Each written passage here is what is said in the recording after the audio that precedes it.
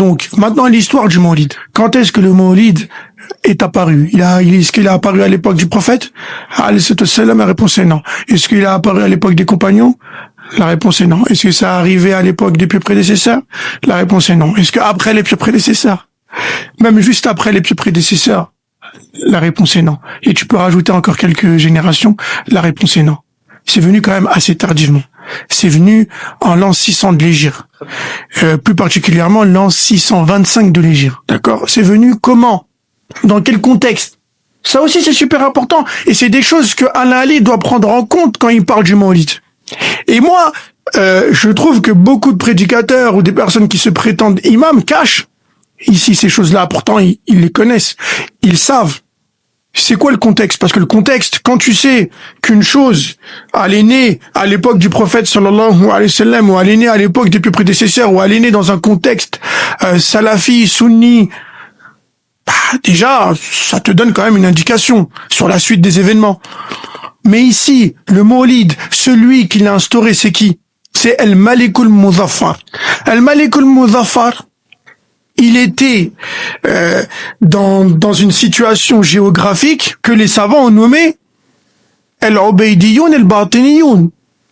Et si tu regardes qu'est-ce que représente le courant de pensée dans lequel a instauré le Malikul Muzaffar Al-Mawlid, c'est la chair de poule.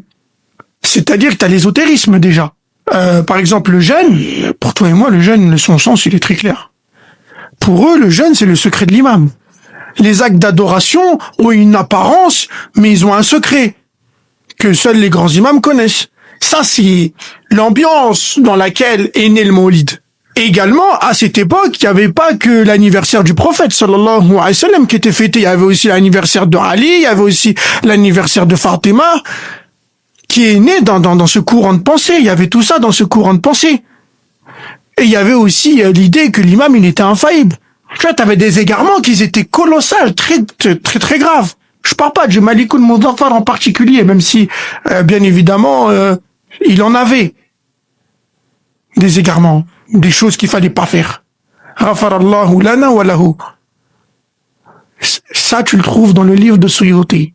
Suyuti, dans son livre, Kitab al-Hawi. Et ça, pourquoi il nous le dit pas, notre cher frère Al-Ali?